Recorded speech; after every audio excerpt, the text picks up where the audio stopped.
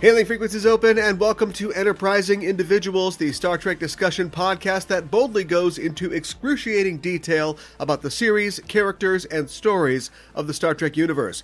I'm your host, Aaron Coker, aka Caliban, and if God needs a starship, he should hit up Blue Origin, like William Shatner. Shatner has been to space, and in the later years of his life, has hit literally the zenith of his accomplishments, but there was a time when he may have felt like he was at a nadir professionally, and that was in 1989, after the release of Star Trek V, The Final Frontier. A movie directed and in part conceived by the man behind Captain Kirk, Star Trek V consistently ranks as the worst-rated Star Trek movie, and is certainly the one everyone thinks of when they think of the excesses and the lows of the original series films. But you know how this show works by now. We're never going to let that assumption stand. We've got to get to the bottom of it. And we did. At this year's CONvergence Convention in the Twin Cities, we put on another live episode in which we put Star Trek V to the test and asked ourselves and our audience, is it really that bad? And the answer may surprise you. Joining me on the panel was actor Dr. Assad Khaishgi, film critics Noel Thingvall and Mark McPherson, and Washington Post cover model Art Allen. It was a great time, and we are sharing the show with you right now. And I have to warn you that the sound quality for this recording is not spectacular. We had two recording setups for this show, and the one that was to provide the main audio did not go as planned. The audio you're going to hear here is taken from the live stream that we did of the panel that night. And I'd say it's 95% legible. I'd go to 96 on that, but it's not up to our usual high standards of fidelity. So I'm working to see if we can salvage the primary audio from the show. And if we succeed at that, I will definitely update this episode with that better audio. In the meantime, though, enjoy the episode. I had a lot of fun both preparing for it and performing it. Thanks to our great guests on the show, and I'll talk to you next week. And until then, enjoy. Hailing frequencies open, and welcome to Enterprising Individuals, the Star Trek discussion podcast that boldly goes into excruciating detail about the series, characters, and stories of the Star Trek universe. I'm your host, Aaron Coker, aka Caliban, and take me down to the Paradise City with grass is gone and the girl is a kitty. I'm joined on this special live episode by a panel of distinguished guests who will serve as our crew for this mission. First up, not necessarily in order, he is a doctor with a specialty in internal medicine, but he's also a fan of The Doctor, as well as Star Trek and cosplay.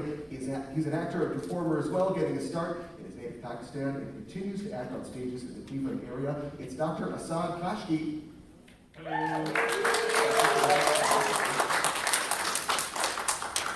Next up, he's the creator of the Minnesota Beard Off, Pandemonium, and the award-winning Riddle Room, as well as other novelty events held across the U.S. He's a passionate fan of Star Trek. Ask him about his embroidery. Say hello to Art Allen. Our next guest is a film critic and author who reviews cinema for Film Inquiry and Twin Cities Geeks. He's written books about video game films, 90s cinema, and anime, and he provides regular reviews and commentary at his website, movieswithmark.com. It's Mark McPherson. And finally, he's a blogger, podcaster, and critic on geek and film topics. He's the host of Schumacast, a podcast journey through the films of Joel Schumacher. His name is Noel Thingvall. Noel, welcome to the show. Welcome, everyone, and welcome, audience, as well. You've all been granted permission to come aboard. Tonight, we're talking about the film Star Trek V, The Final Frontier. What makes a movie bad? Is it a vague, inaccessible premise, characters acting out of character, handy jokes, poorly defined stakes, not enough sing-alongs? The elements of cinema, like the elements of science fiction, are ingredients that, when well combined, can delight and challenge audiences with new ideas and new tableaus. But when they're poorly combined, they make a mess. When William Shatner agreed to direct Star Trek V, he was going where his co-star Leonard Nimoy had gone before. Nimoy directed the previous features, Star Trek 3 and 4, and Shatner hoped to replicate the success of his co-star friend and sometime rival. But as the mostly negative reviews began to trickle in on the weekend of June 9th, 1989, William Shatner must have wondered, what did I do wrong? Did I deviate too much from the well-worn formula of Trek? Did I place myself too much at the film center? Did I risk alienating audiences with heavy religious themes? Should we not have had Bones kill his dad? Too much rock money. Not enough rock monsters. Before Star Trek V could reach the screen, it had to confront a writer's strike, a Teamster strike, A rushed schedule, a slashed budget, unhappy fans, unhappy cast members, and every movie's most dangerous foe, Batman. As someone who has never directed a feature film, William Shatner may not have been the best choice to oversee the ambitious follow-up to Star Trek IV, and it may indeed be an objectively bad film, but over 25 years after the release of Star Trek V, as the Trek franchise continues to expand and grow, to develop new ideas and new stories, it's possible, maybe, that a flawed but original film, one that genuinely went where no Trek film had gone before, that this mess can be embraced by fans. But we'll talk about that a little later in the show. Usually at this point in an Enterprising Individuals episode, I ask my guests about their backstory, how they first became a Trek fan. But tonight, I'm more interested in your history with Star Trek V, The Final Frontier. Do you remember the first time that you saw Star Trek V and your initial reaction to it? And let's start with Noel. Well, the first time I saw it was actually only about 4 or 5 years ago. I was guesting on another show where they wanted to have the whole debate about the even odd number Star Trek films. Yeah, of course. And so I only had 2 Star Trek films that I had not yet seen, and they were 5 and Nemesis. Okay. So I got to watch both. That was a daily double feature there. And I adored 5 and became known for my absolute unapologetic love of 5, which has no flaws. No flaws. How dare you? But yeah, so I kind of followed Star Trek off and on over the years. I'm not a completist, but the films I've always been a fan of, especially the Harv Bennett era of Star Trek from 2 to 6. And this was like that one gap there that I'd always kind of avoided because everyone else hated it. It had a reputation. I'm just kind of like, I'm not that interested. And then I watch it, and it was like a shining light appearing before me with a curly bearded figure appearing before me, promising to solve all my pain. Sure. That then turns into you, and you guys wrestle, and lightning bolts are flying everywhere. But Yeah. I know that you're a movie fan. You've been on my movie podcast as well. We've talked about that. It really does seem, especially when you're at Con like CONvergence, that all movies are comic book movies right now. And of course, Hollywood's never been any stranger to trends. Does anybody remember the aggressive, like, adapting TV show, TV sitcom trend of the late 90s? Oh yeah. Well, even early 90s. Yeah. What do you think will be the inevitable new trend for Hollywood in the next decade? Honestly, we're seeing it right now is moving everything to streaming, to do the miniseries, the micro seasons. Yeah. And now we're also seeing an integration between the micro seasons and films, where one will lead into the other. I think we're seeing a lot of broader, long-form narrative experiments. Much more. We're seeing a lot of distancing away from non-massive media properties. I mean, even with Star Trek, they're starting to explore the more micro format with Picard and Discovery, breaking Discovery up into not only seasons but mini seasons, Lower Decks. The oversaturation of Star Trek, as was brought up on an earlier panel, but again, there's also a lot of structure to release now. Things are being very, very precisely timed in. We will release this, then release this, then release this, in this whole daisy chain of releases. And I think we're just kind of seeing the ultimate broader overview of all of media that's tied to a thing being very, very micromanaged. Yeah. I wanted a 5-word answer, but that's okay. I think it's interesting they're having trouble getting a Star Trek movie off the ground at this point when there's so many shows. Right. There's a Nickelodeon show at this point. Yeah, right, exactly. Yeah. Art, do you remember seeing Star Trek V for the first time? Yes, I do. So I was in college. I'm going to say this was probably 2006. And I had a professor at Northeastern University, where I was attending college, Bill Kay. And he said, you need to see Star Trek V. Because he was a big Star Trek guy. And we were talking Star Trek, and I was like, I don't remember the last time I saw 3. And I've never seen 5 because everyone says it's terrible. And I say, no, it's Star Trek. You need to see it. And so I bought the DVDs and I watched it, and I have zero memory of it. Perfect panel. Yeah. Well, I have a lot of directed questions for you later. Your Pandemonium was featured featured a few years ago in the Wall Street Journal. Yes. And I read the article, and they did a write-up on you, and they drew you in that pointillist art style, that garage, like George Washington on the dollar bill. Exactly, or a hot dog. Yeah. The million-dollar question is it your Twitter Abby right now, and will you ever change it? So it is and no. Okay, Unless I get, like, so it has to be something more exciting than the picture of my face that ran on the front page of the Wall Street Journal. Yeah. I welcome that image. I would gladly change it to whatever that is. Maybe a bank secret or something like that. Yeah, I mean, Okay, no but if I can verify it. Yeah. And you know a caricature. Yes. Yeah. So I don't mean to reduce all of your accomplishments to one thing, but you were in a Liam Neeson movie. Oh, sorry? You were in a Liam Neeson movie. Yes, I was in The Marksman. I had started out with maybe 3 lines, which came down to 1. Okay. But I wasn't the final print, so I can say that. My one real IMDb entry. Yeah, sure. Do you have a scene with him? Yes, it's just him and me. Yeah. I mean, I think it's a high point of the movie. The movie itself is, I'd say watch it just for that. when they pull up and they're looking for a hotel room, Liam Neeson and the kid, and that's when you can get it. Well, I don't know who you are, but I will find you. You don't even need a special set of skills. Do you remember the first time you saw Star Trek 5? It was probably soon after it came out, but it was on maybe like a 21-inch TV and a VHS. Okay. I didn't have that many Star Trek things to watch, so I actually did watch it 2 or 3 times. And I guess I was also much less critical at the time, so I was okay with it. I mean, I never really thought this is brilliant, but it was okay. It's Star Trek. Yeah, it's Star Trek. A 21-inch screen hides a lot of flaws in the effects. Yeah, I thought, it's probably just a TV.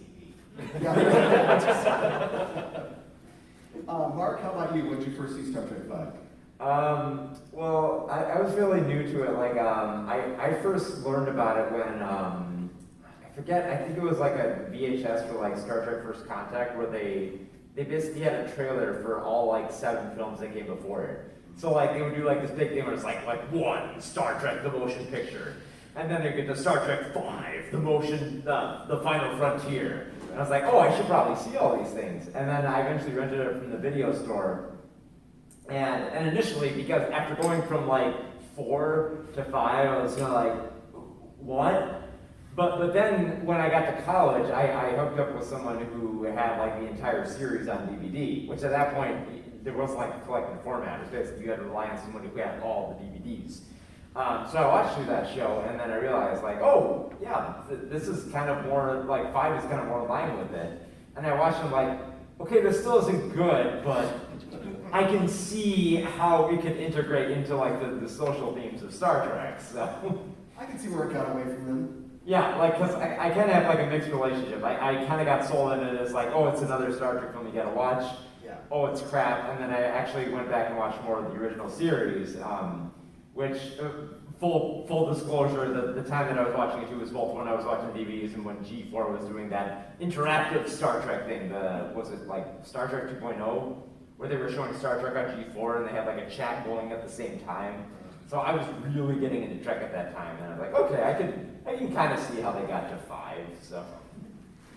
I barely remember that. Like, what a weird time it was. I know, it was so bizarre. You turn on the TV and here's like, it's like watching like a stream. Like here's like this chat on the side, everyone talking about Star Trek while like the episode of the original series was playing. It was just bizarre to me. Cover up all those swear words, hopefully.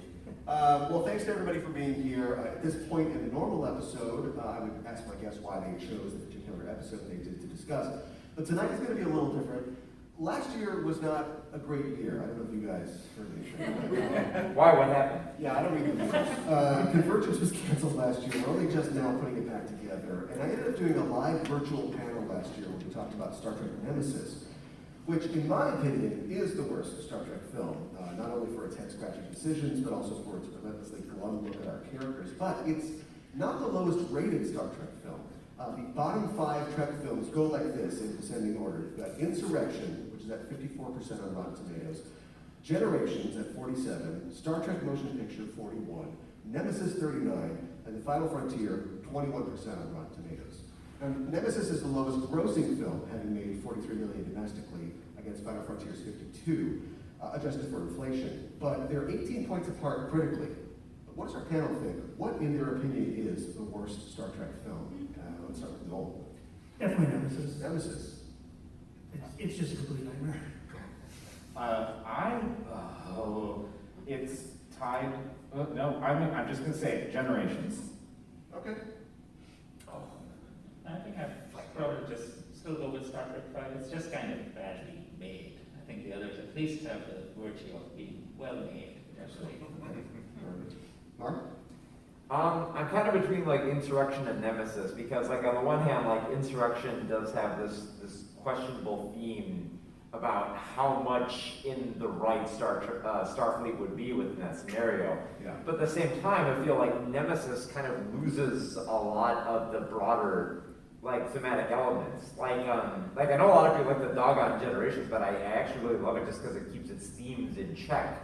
Whereas with like Nemesis, it's just kind of, it's more like centrally focused on like individuality and that loss of it. And I feel like that really gets lost, especially when you have like Picard's clone mind raping people, which I feel like there's like a whole other angle there that just gets lost in that film too. Yeah, Generations it's very uneven, but there's a lot of good stuff in it. Insurrection, it's a good concept that's just not fleshed out well. Yeah. And Nemesis is just, I mean, I think there's a shred of a concept there with just the idea of the remnants, but even then, that's not really explored very well. It's a whole nother podcast about Star Trek skirting around the edges of really attacking the idea of class structure and things like that, but never really going whole hog into it because they have to sell toothpaste in the commercial breaks or whatever it is. But yeah, I agree with that. I was having a conversation the other day about how even the motion picture, like starting from the beginning, all the TOS films are about like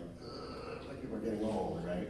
And having to deal with that. And then the very first TNG one, Generations, kind of talks about legacy, what you're going to leave behind, and how the wolf's at the door, like it's way off in the distance still, or he's just knocking gently. And then the rest of them are all like jail pipes, shooting a gun, and jumping off of things and explosions, and they never really like returned to that. Maybe TOS did like we're old too much, but I don't feel like TNG ever found the same kind of like note to play. And everybody agrees with me. Well, I would say First Contact, Picard confronts his trauma, which is I don't know if that's a growing old, but that is a like people like to complain about, oh, he's so out of character, he smashes the window where all his little ships are, but like, no, that's real, like that is it is, I think, diluted because then the next two movies are him doing only that. And if they had gone back to like Calm, Collected Picard, like it would have stood out the way it was supposed to. But so that is my only defense of Picard being a badass action hero. Well, that's kind of like warranted too, because like for Picard, it's like deeply personal. Like there's like a violation of like your privacy and individuality, and just striving to make sure that no one else feels like that. So like when you see this calm and collected Picard just basically freak out and go, no! And just smash everything, like it actually resonates pretty well for that character. Yeah. Confronting your demons with a Tommy gun must be pretty good. Yeah. Look, it's the holodeck. I have access to a Tommy gun. I'm going to unload on the boring if I can. One of the Tommy gun 3. I think one of the surprising things about Nemesis is that the oppressed underclass is not actually helped by Starfleet. They are still the villains and blown up. Yeah. And then in Picard, the overclass is not really helped either. You see the Romulans kind of get left high and dry. Well, for myself, I can't bring myself to fully hate Star Trek V for a lot of the reasons that you guys mentioned as well. I think I mentioned that last year when we talked about Nemesis. And it's a little bit amazing that we got Star Trek V, period. Here are some of the logistical issues that the film faced. Right before shooting began, the Teamsters went on strike, and the production went looking for non-union replacements and found them. they were worried that the union might try to retaliate, and one night, one of the camera trucks blew up in the parking lot. So the production received a police escort to Yosemite National Park when they started filming on location. At Yosemite, there were a ton of problems. A lot of the footage of Shatner's climbing scenes were accomplished with camera trickery, but they had set up the forced perspective wrong, and so there was a tree in the foreground that just ruined the entire look at the shot. Plus a lot of weather problems meant that they had to reshoot that footage. The Paradise City outdoor scenes were filmed in the Mojave Desert, where the heat was 110 degrees, which made everybody very happy. Shatner didn't take it well, and he and his crew got stranded without a driver, and they had to have a park ranger come pick them up and get them to the set to keep shooting on time. And of course, for the release, summer 1989 was a rough time to release a blockbuster film. Star Trek V was up against Batman, Lethal Weapon 2, Ghostbusters, and Indiana Jones and the Last Crusade, which that's a formative summer for a lot of our childhoods, I think. So what you're saying is, of all the Star Trek films that needs a movie about the making of it, this one could definitely be a movie about the making of it. Yeah, if they ever get to that point where they want to open up the box. In that way, too, honestly, I was going to say it's a great counter-programming thing, because if you're fed up with Batman, you don't care about Batman, you're fed up with whatever Riggs and Murtaugh are doing, maybe you would see two old guys contemplate, the nature of God. But then, of course, that's just Indiana Jones and the Last Crusade. So While singing Row, Row, Row Your Boat. Yeah. That's a palindrome, no less. Yes, right. They don't have that in Indiana Jones. The films that I mentioned aren't Star Trek. They weren't trying to tackle the same ideas. There's a lot going on in Star Trek V, maybe too much, but there was an attempt to do something different. The films, has an exploration of actual spiritual belief, belief in God or a higher power. There's the relationship between the leads that's being explored and tested, the fraternal competition between Spock and Cyborg. There's the kind of dropped idea of Nimbus 3, which appears at the beginning of the film, but is never explored, the idea of this forgotten Olympic village. It's a critique of political glad-handing and action without a commitment to progress.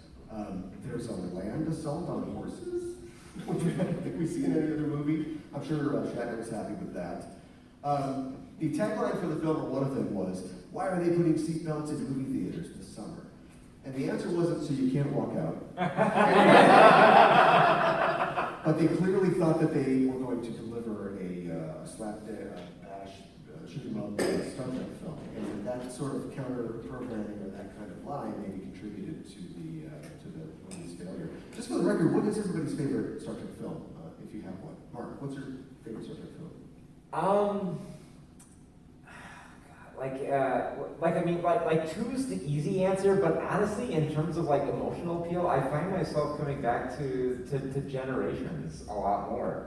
I like 2. 2 is a lot of fun. I like the character development of it, but the general theme of death being a constant thing that is like a companion with us that we walk alongside, and just the score within Generations. I initially hated it because it was initially touted as here's Picard and here's Kirk and they're gonna fight a villain on a bridge. But the more I kept watching it, the more I kept listening to the music and the overall themes of it, I kind of love it a lot more over time, and I think that mostly has to do with just how more approach the script, which more approaches everything. It's we got to make it about the characters, as opposed to what the story will be. And then a lot of people are with contention with that, with how he does stuff like Battlestar Galactica. But honestly, if you're gonna go through for more of an emotional arc, I really like the way that it's posed within Generations there. I feel like that's, especially because you get to see Picard as most vulnerable. You get to see him crying, you get to see him deal with grief. You get to see him try to grapple with the existentialism of death and something like the Nexus where everything can exist forever. Yeah. That film just resonates with me a whole lot more when I watch it. Yeah. Assad? I think my answers are probably a little more cliche. I'm still going with 2 or 6. So I would kind of have to crapshoot between the 2 of them. Those will be my answers too. Especially because 6 is really cool because you get to see Kirk get excruciatingly emotional about the whole Klingon deal, which is really cool. Yeah. I actually saw 2 for the first time on the big screen when they had that re-release, 2 years back? So that was a nice experience. Art, what about you? So mine is a tie between the two movies with the exact same plot. Star Trek II and Star Trek First Contact. And the sort of throwaway, not throwaway, but like we've moved past it after an episode or two, consequences coming to like nearly kill each captain. And these are movies that get to go deeper into plot because we already have an episode or two of setup that is assumed to have been seen. And you get, with Star Trek II, the best battle scene in any movie, where they're just like floating, like drifting in the nebula, shooting blindly at each other. It is the most tense battle. And they keep missing each other. It's like a submarine battle. Exactly. And if I had the money and the endurance, I would get that, like them in the nebula, the Enterprise and the Reliant, tattooed on my back. That is how much I love that scene. It is so beautiful. But First Contact is also like I said, this is Picard, who, I mean, yes, in Generations he cries over his space photos of his nephew, and it like that scene is extremely good. I am with you on that scene, but the whole First Contact, like that is his whole motivation. Is like, I have been wronged and I have been sort of pushing this down for so long that I'm losing control a little bit. And the captain in control, losing control is such a compelling story, and for him to almost lose Data to the people who took so much from him, it is. Just so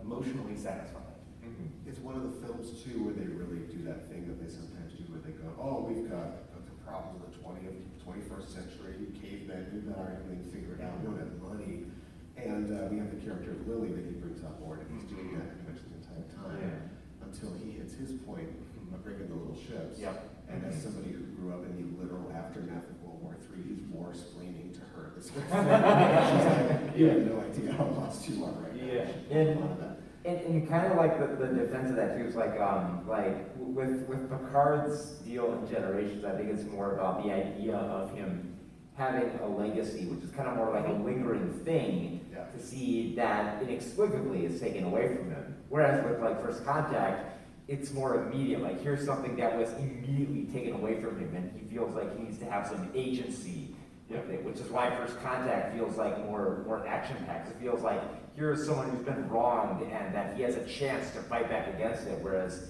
fighting back against the idea that you can, extend your legacy is, a bit of a broader, bigger concept to grapple with. Like it's easy to just like, if the Borg wrong you, like pick up a phaser and, just like kick ass against the Borg.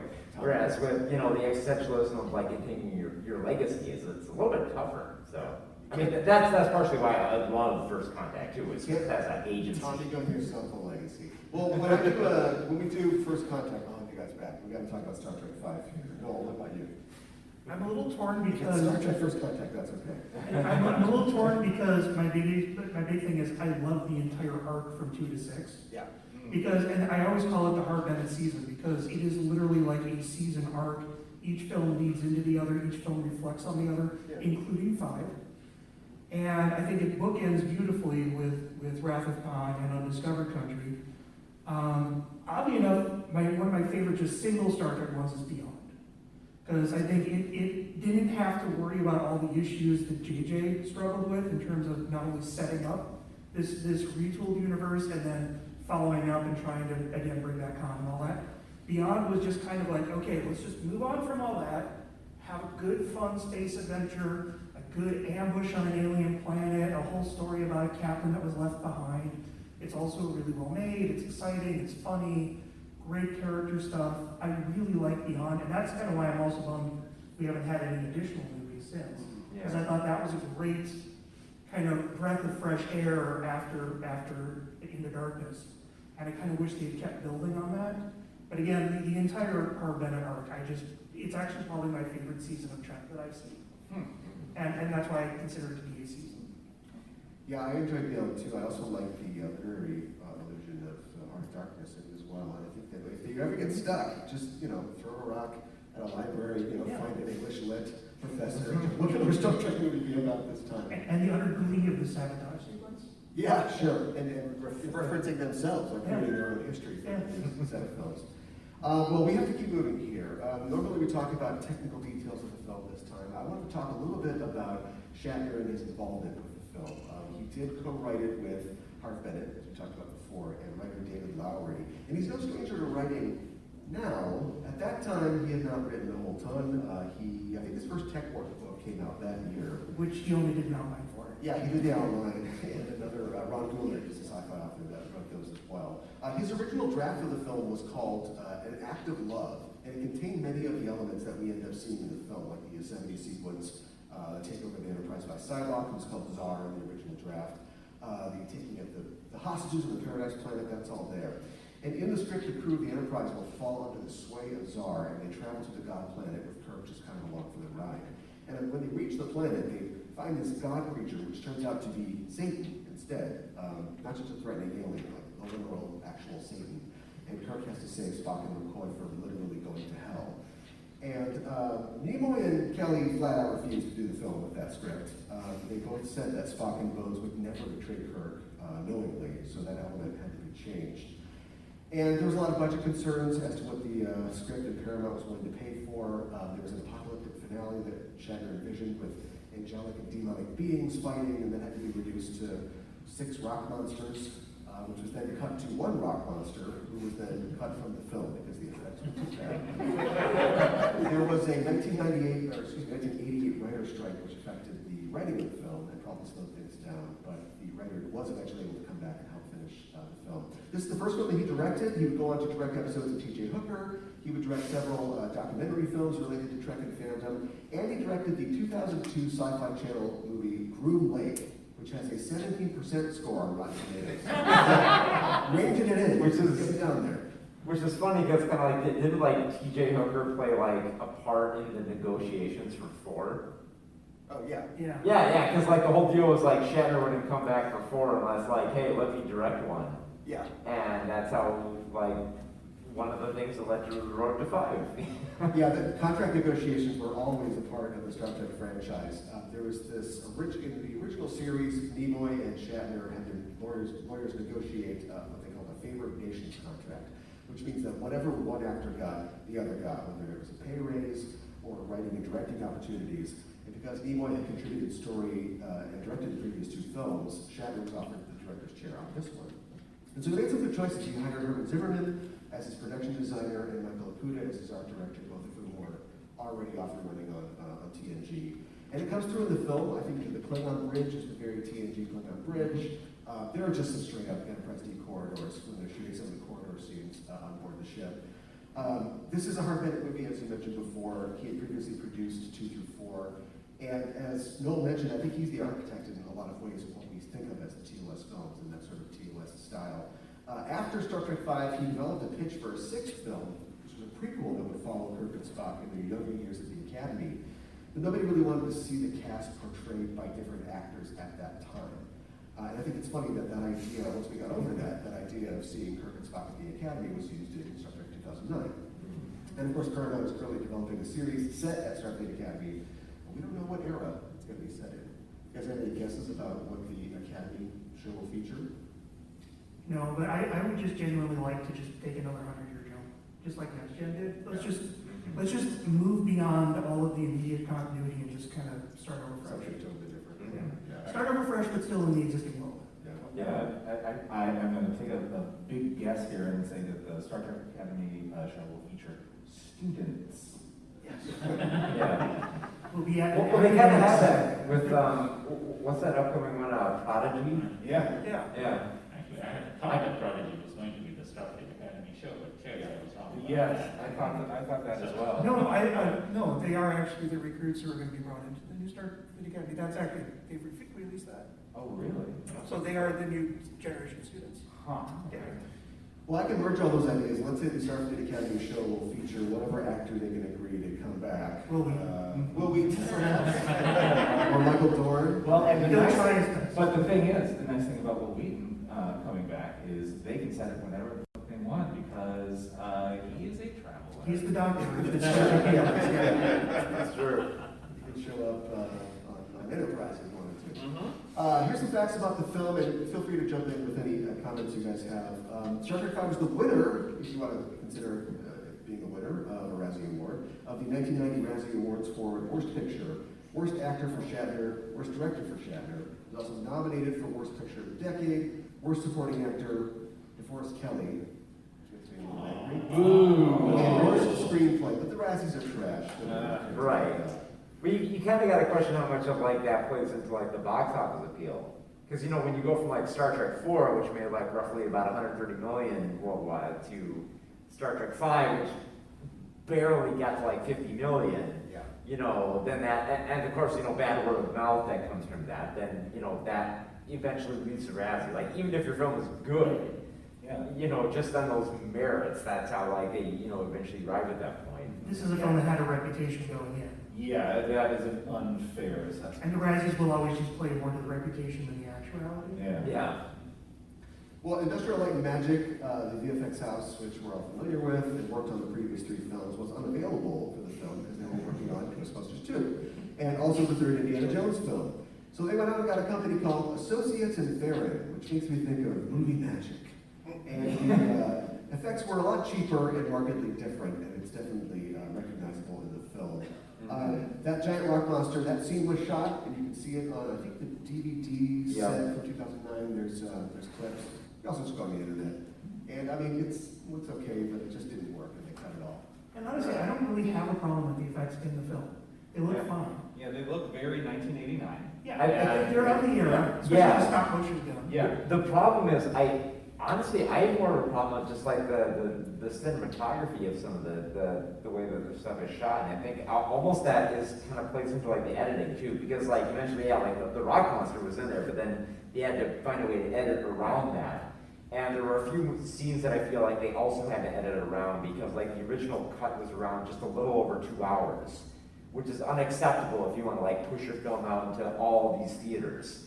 So, like, there's a lot, like, and I went back and looked at the deleted scenes, and there's a lot of stuff that I feel like fills in a lot of gaps, but at the same time, I also feel like that, like, the cinematography, like, I know they're shooting, like, vast vistas, and, you know, they had problems with shooting, but a lot of it just feels so flat. See, I really like the cinematography. I think there's a lot of good dynamism to it. A lot of good. There's good setup, I'll do that. When I looked it up, it was Andrew Laszlo who did it. It's the same guy who shot Warriors, Streets of Fire, and Inner Space. And I actually thought, I mean, it's not like stunning, grandiose cinematography, but it looks cinematic. And that's what I like. Well, but it looks different than 4 and 6. Like you go 2, 3, 4, 5 looks like Warriors, and then 6, it's like visually out of place, and it's not bad.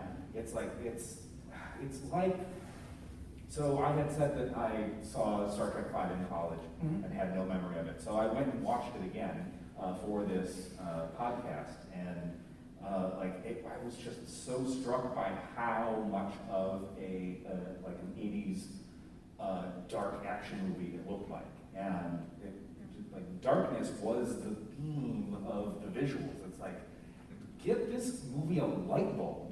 To me, I feel that's why there's so much humor in the film too, because there's a lot of very dark themes going on, as well as the darkness of the visuals, the grit of Nimbus 3. There's a lot of I love Nimbus 3. Yeah, there's a lot of dark, kind of twisted stuff going on in the film, and that's why I like the humor and the kind of goofiness as a counterpoint to that, to help balance it out while also adding a contrast that heightens and emphasizes it. Well, especially when you got to balance out like the headier stuff. And you go from like Star Trek 4, where you have like this fish out of water thing, where it's easily relatable, to having this larger thing of like trying to contemplate, you know, like the creation of the universe and like an almighty being who controls all things, which is perfectly in line with Star Trek. But trying to balance that with levity is like it's a big juggling act. Yeah, but I like that the levity is more like isolated to the character moments. Sure. Yeah. And then also like even the final moment where Kirk is like, let's get in the starship, it's addressing the absurdity of just how far we've gone down this road. Yeah. Well, and so I feel like because it feels a lot like where you take Kirk's line, what does God need with the starship in like without any context, you just It's take funny, it on its own. yeah. It's funny in the same way where like Cisco saying, "Oh, it's real." Like you take that clip and it's like, this is the cheesiest acting I've ever seen. But you take it in its full context and it's like, oh, that's like yes, this is. And the way this is the the way to do that. That's exactly what I it is. think once you realize what the film was going for, like, because like the whole inspiration for it was just like, you know, trying to satirize like televangelists and show how basically like they're full of shit with this type of stuff. It's great. I think it's just the thing is like when Kirk has to finally like push that final nail in to signify what this is all about. Like you kind of like because like everything else about it has been built up as like this grandiose. And then it's almost like with the dialogue, you're kind of blindsided by it. Like you can, based on like, with like the Star Trek episodes, you can kind of see where it's leading towards that. But then you get to that point, it's like, oh yeah, that's right, you know, we gotta question this type of stuff. And then it kind of blindsides you. It's like, oh yeah, why does God need a starship? Let's think about that. Oh, we're getting zapped. Okay. Well, let's talk about Cybok. He's an interesting character. I love the idea of the wild Vulcan, the Vulcan who isn't constrained to following logic and what that looks like. And I think it's interesting that Shatner's talked about his idea, you know, obviously he's based on a televangelist, which I think is kind of a shallow idea, just right out of the gate, because sure, the idea of somebody looking faithful people who are looking for something into following them, it's all well and good, but like, are we still trying to study and explore his beliefs? Is he right? Like, or could he be right? Is there something, a power, you know, a final frontier? I don't think the film necessarily criticizes, you know, or dooms him because he's looking. He's obviously found the wrong thing. Do you guys think that Star Trek can and should explore spirituality? Yeah. It's so often, Definitely, but it's so often like, you know, it's so often looked down upon. You know, there's that episode where Captain Picard wants to throw himself off a bridge because they've given religion back to the Proto-Vulcans, and usually, of course, Roddenberry himself was a devout atheist, and so it's always kept at a remove. We never see anybody really practicing religion. There are no. That's why they call it Well, sure, Bajorans, but not Space America, the Federation. That's kind of traditional for Trek to explore through metaphor rather than directly. But even in Discovery season 2 or 3, could not. No, season 2, Pike is like in that basement, like, let me tell you about Jesus. And like, this is a church. It's not just a building. And like, he's very clearly secret Christian. Well, his father was religious. And that is the 23rd century. Like that's not Enterprise times before people got enlightened. It is like full like Star Trek. Like we know better than all, and like it is. It may have been ignored because like you don't talk about religion at work, but it's there. Yeah. Sure. And what I like about the film is it's not like anti-God or anti-Catholicism. It's anti-predatory religion. Sure. Where it's again like trying to find the people in the lowest dregs, use promises of I will bring you prosperity, I will heal your pain, to build up your numbers, gradually take those numbers up higher and higher. And what I like about and also you need to fight some battles for me, maybe sure. Starship. And what I like about Cybok is the original concept I know was kind of he was more of a predatory televangelist type. I like the way that they turned him more into a missionary type, where he is still a devout believer in the lie. And the film is partially about him now again coming to terms with the fact that everything that's driven him is a lie, and now everyone is being punished because someone asked a question. I think there are snatches of pride, in him, not enough to make him unlikable, but you still see, like maybe in that earlier draft, you see that he is excited that everybody's following him. But it's Well, also you can see a naivete in there. Yeah, well, and when he meets Spock, he's like, oh, you finally caught up to me. You can tell that there's a superiority in their bond, but also just possibly. He's really surprised that somebody might not want to, take away this opportunity to take away their pain. Yeah. Right. And it's building on the disconnect that he had with the very society that raised him. Because I feel emotion in an unemotional society. And he himself was a disaffected youth. In that way, I think it's kind of more trying to get back more to classic Trek, which is about the idea of a society that has formed around something that seems obvious to us, but to a culture that doesn't have a full comprehension of how that affects both their spiritual and their very cultural life is a very interesting aspect to explore. Because really when you get down to it, it's mostly about the little things about Star Trek Final Frontier that kind of bothers people, as opposed to because the grander idea is way closer to the original Star Trek stuff. It's here's a grand idea of here's a social thing that's affecting a lot of people right now and is something that should be questioned, which is a great thing, which you don't see Star Trek do as often in terms of a theatrical film. Well, you know what it really reminded me of, and it's not a one-to-one analog, but and I am very upset that I can't remember the name of the episode, but the TNG episode where they go and meet the proto-everyone. Everyone came from the shared source. Yes, the sperm episode. Yes. Where oh wow, this has massive implications for everything. And then we move on to the next thing. Because they don't quite know where they want to go with it. It's a controversial idea. Yeah. Well, to be fair, that's Star Trek. The writer only gets 45 minutes. It is so this movie, Final Frontier, is such beautiful Star Trek nonsense. The idea that yes, there is this barrier that we can't get through. Okay, well,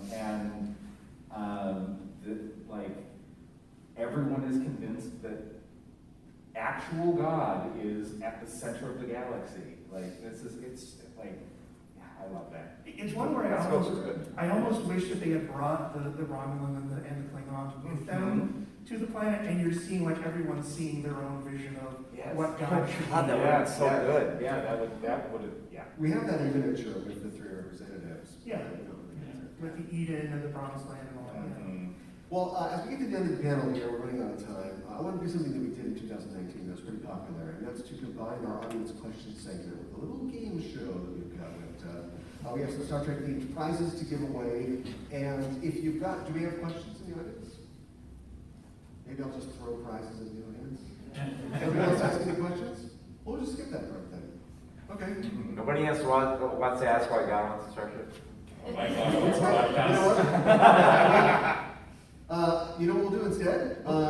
We've got a panel of experts here. The word of experts is all well and good, but everybody, you guys all create kings on the internet. You all know that the only opinions that really matter are those of the roiling anonymous voices on YouTube. So I went to YouTube to a video called Star Trek V, What Does God Need with the Starshed, which is a clip from the finale of the film. It has 225,000 views, and I printed some of the comments on that video. Oh no! And I thought we could spice it up with a little reader's theater. So pass these down, everybody take one. We're going to be pop culture detectives. We're going to get the lay of the land vis-a-vis internet commentary.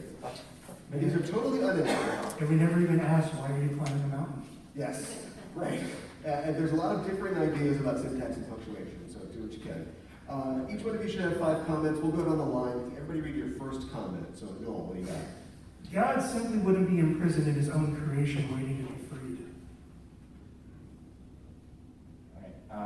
you have to hand it to Psylocke. He was devoted to his quest to the point of obsession, but in his own way, he was deeply ethical.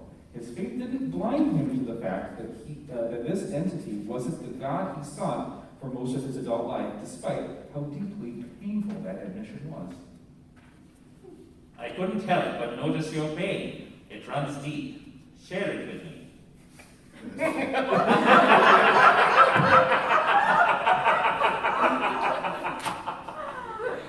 It's reassuring to me to see lots of positive comment about this movie under nearly every scene of it posed on YouTube.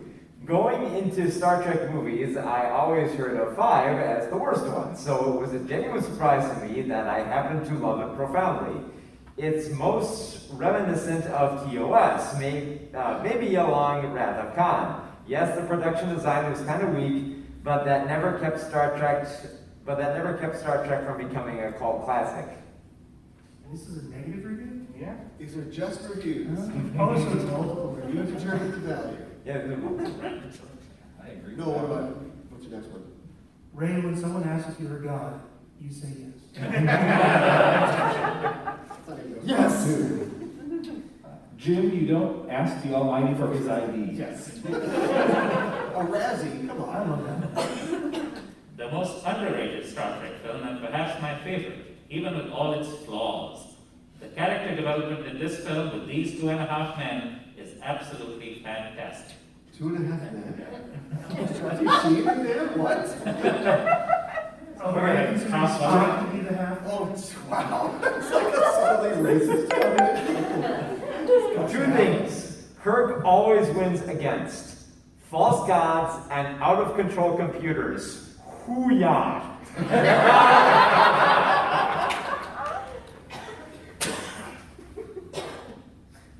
What do you got, Noel? Oh man, we could have been talking about McCoy killing his dad. Man. Yeah, we can do that. I like the scene where the fool is ready to give his soul to the entity, but the level-headed men of science in military uniforms stand there skeptical and proud.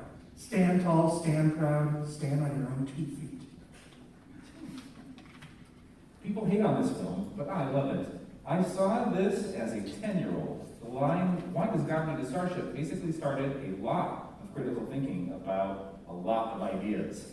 I still think this, even as a 38-year-old, when I encounter ideas. And yes, it says "as" twice. There were so many humanizing moments in this film that were completely overlooked because of its directing.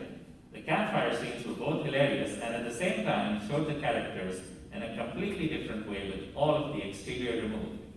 Several paragraphs later. Still one of my favorite movies and one of my best memories that I shared with my father, who always took me to the openings of all the Star Trek movies as they came out. Oh, now I feel like a To be fair, my dad did that too. CBT Kirk was like, "Hold up, I'm the captain and no one is taking my ship. Not God or anyone. Straight OG." Someone wrote this.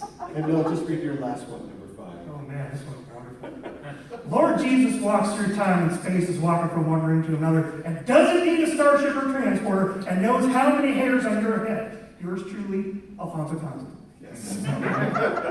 So this is what did I say? 21% on Rotten Tomatoes, right? Like where does that come from? Because people clearly like it, or at least people sought out this video to put their comments on. But everybody has similar comments as the people on the panel, talking about the themes of it, talking about sharing it with their family. Is it just nostalgia that blinds us to how bad this is, or can we accept it into the canon? I think it's just part of the popular mythos is the ego of William Shatner. Yeah. And there's just a lot of popularity and dumping on that. And to be fair, it's not unfounded. But I think, again, when he actually kind of puts the effort into this and what he shaped from this, I still am genuinely impressed with what he did. Well, that's a, oh, sorry. Oh, I was going to say, I could find 10 episodes from each series that are worse than this movie. Yeah. Oh, sure, yeah. No question in that. Y'all love Spock's brain? Actually, yes. Noel, that was such a good comment. Let's reward you by talking about a McCoy killing his dad. I'm trying to get Well, Aaron. into some way like that. But yeah, it's almost like I don't know how you would see it or where it would be, but I almost want to pull that scene out of this film and give it to a better film because it's such an interesting scene and it's so well acted. And for a movie with guns and shit rocks and a triple-breasted cat lady and all this other things, the Uhura fan dance, suddenly we slow down and we have this moment, this wrinkle in this character we didn't even know existed up until this point. Yeah, I love it because it not only ties into the whole seduction, the religious conversion, but again, like revealing this twisted backstory to McCoy, the dedicated doctor who will save everyone. And for years, he's been harboring this guilt because he not only couldn't save his father, but then helped his father take his own life right before a cure actually came that would have prolonged it. Yeah. And I like how that scene, it's so kind of weird how everyone is able to see each other's fantasy in that sequence, but again, I like this kind of Dickensian aspect. Again, like, not only is McCoy forced to confront this, but this is being exposed to the people he's closest to. Yeah. And one thing I love is this film has this whole theme of found family, but that's for another discussion. But I like how intense that scene is. And again, McCoy is such a comical character throughout the film to then have this sudden shift. He's doing wonderful bits, and then suddenly it's But then I love how then that's followed by Spock getting his past revealed, and it's just kind of like, yeah, that's a past I already know that I've already confirmed. Yeah, there's a drop off in it, efficacy of side-box missions, because then it's to Kirk, and Kirk's like, no, I'm not doing that. Right, and then what I love is that even though he's won over McCoy and has kind of started to win over Spock, they both still turn around and refuse to leave Kirk. Yeah. And it doesn't have anything to do with their convictions. Their friendship kind of trumps everything. Yeah, it's the trifecta there. Yeah. Which is kind of interesting because, like, when you think of in the films, we've gotten a lot from Kirk and Spock, and not as much from Bones, which is, you'd think there'd be more to that since, like, it's such a key part of that trifecta. I would say I got the feeling that McCoy kind of probably missed a day in training where they talked about maybe a half-decent therapist who might have made him vulnerable to sidewalk. Yeah. I mean, it's such a, and I mean, Assad's the only person who's had any experience with this sort of thing, or at least treating people, but I mean, it would be a vain hope to, he blames himself that he's carried this guilt. And the idea of there being a cure, the cure was, he's going to let his father live. It was still like 2 years old. Almost weeks and years, yeah. And I often wonder, we've talked about it on the show before, what the Federation's opinion is on assisted suicide. Can't start that right now. But if you want to hear more talks like that or discussions like that, we do them on the show. As we get to the end of the show, is there anything you've left unsaid? Any final thoughts you guys have about Star Trek V? I have been concerned since I first saw it. Did Kirk kill that cat lady? I mean, she's Yeah. all in the pool, face down and doesn't move. So- That has always bothered me. She did land in water, a pool table, a literal pool table. Yes, And I love the desert pool planet. table. They're playing water. Yeah. Yeah, but it was kind of neat. Yeah. We're not going to end on cat lady, are we? I do love that, I mean, since we already know what happened to Voyager, this shows what happens to Pioneer 10. Yeah, that's true. Sure, Yeah. I kind of like that weird little Klingon. Do you think that was a little dig at feature? I think A that dig at feature? yeah. Yeah. Like, yeah, we're going to make sure that doesn't happen again. I kind of had like this thing in the back of my mind where I kept thinking like, if this had been like, if Star Trek had to continue on to like season 4, if this would make like a great episode. Yeah. Because I feel like it would, because like a lot of the problems people have with it was just like the general like production that went around the film, and I can't help but feel like if this was an episode, which the original series is great at touching on these social topics, that it could have resonated so much more on that level. Yes, I think if this was an episode instead of a movie that was destined to fail due to behind-the-scenes stuff, like it would have been a top 50% episode of the original series. It's I think there's too much in there for an episode. Well, especially with like I'm saying, with like the aspects of like how much you expect from films. As opposed to what you expect with an episode. Like if an episode just dealt with the idea of spirituality as conveyed through televangelists, could have been like a great episode, because like Star Trek is great at that. but that's the thing with Star Trek V and the current set of like the cinematic universe with how it's structured, because everyone's getting compared to 4 and how, that embraced this fish out of water story to go from that to, something that feels a little bit more classical for what Star Trek has done. I feel like it would have been like an incredibly great episode. Mm-hmm. Yeah, the comedy of 4 influenced the comedy in this as well too. Yeah. I would not have turned the comedy in this. I think it's some of the funniest jokes. I just like that campfire stuff. And I think I know the ship like the back of my head. Yeah. And I think Yeah, that was. it is interesting also looking at this as almost a predecessor to Deep Space Nine. Not only the religious angle, the captain literally confronting the gods angle, but the fact that Nimbus 3 is the backwaters area that's kind of torn between multiple powers and communities. Nobody really wants to put resources in it, but nobody also wants to let it go. You blow my mind. It's Well, that's the thing that Star Trek films I think had over stuff with because Deep Space Nine was like a fight, as opposed to like Star Trek 2, you could have stuff in there that could carry into Star Trek 3 and that could carry into Star Trek 4. So you had this broader aspect of serialization that could go through there that I think wasn't as present, at least from with Bergman trying to stuffy up the television thing. Let's make everything episodic so that we can shove it up into syndication and then we can rerun it on BBC America. But yeah, I mean that's there's so many conflicting forces where Star Trek V can be such a great idea, but all these things in the era just kind of stifled it from becoming the great film that it could have been. And I think everything, yeah. I think the ultimate what if is also what if Art Bennett had continued with the franchise instead of Roddenberry wrestling it back and giving What it if to he him. had starred in Admiral Bob, the show? Right. That's what I want to know. Yeah. Right? It's like Major Dad. Yeah, right. Well, let's see if we can squeeze this into 60 seconds here. Let's talk My Space Dad can beat up your Space Dad. Who's your favorite captain and why? Noel. Picard. Because he's dramatic but also has good arms. He's pumped. He is. I am also going to say Picard because there was a distinct transition in my childhood from my main, my dad was at home, but wasn't great. So it went Mr. Rogers, Captain Picard, and he will always be my space dad. How's that? Yeah, I'd probably go with Cisco. That's good. Huh? Mark. Picard, just because I think he is a better arc.